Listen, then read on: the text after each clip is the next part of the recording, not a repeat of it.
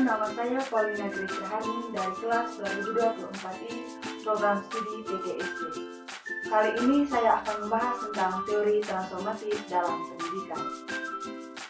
Dalam dunia pendidikan, proses pembelajaran tidak hanya bertujuan untuk mentransfer pengetahuan, tetapi juga untuk mengubah cara berpikir, sikap, serta perilaku peserta didik.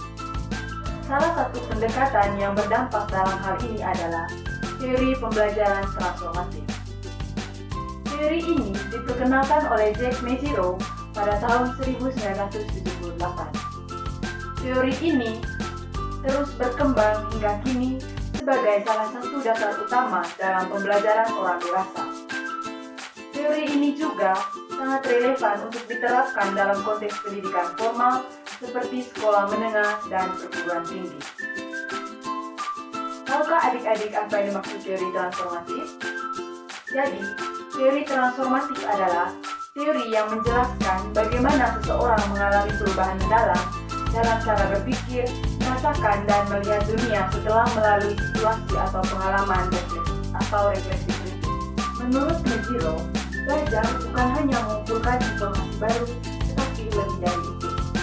Menurutnya juga, belajar sejati adalah saat kita mengubah sudut pandang atau keyakinan lama karena menyadari bahwa apa yang selama ini kita yakini ternyata kurang tepat, terbatas, atau tidak lagi relevan.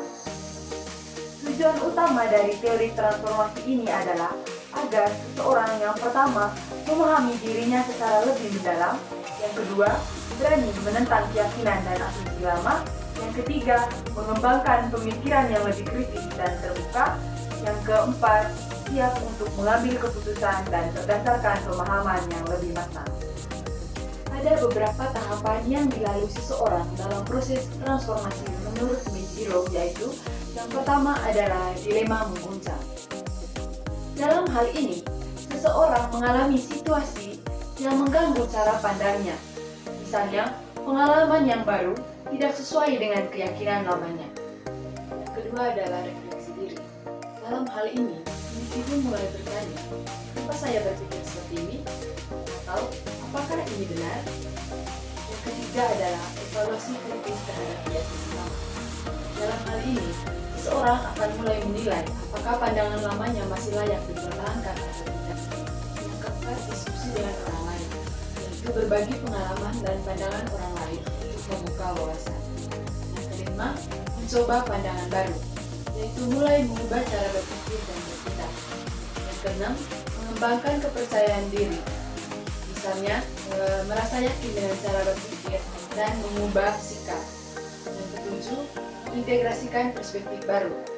Dalam kehidupan sehari-hari, seorang harus mengubah sikap, nilai, dan cara berinteraksinya dengan orang.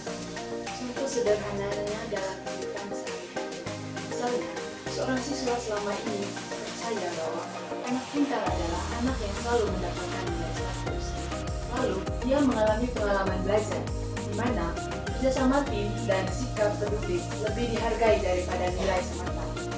Dari situ, dia mulai merenungkan, mempertanyakan, dan akhirnya mengubah pandangannya bahwa pintar tidak hanya soal nilai, tapi juga sikap dan kemampuan sosial.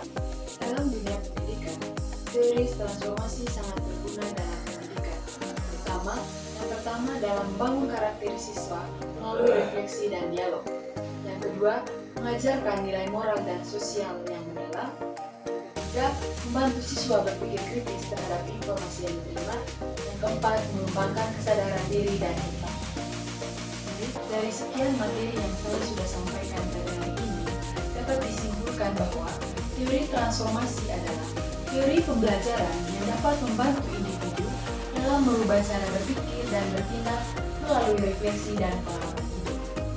Dalam dunia pendidikan, teori ini mendorong siswa untuk lebih kritis, terbuka, dan sadar akan nilai-nilai yang mereka anut.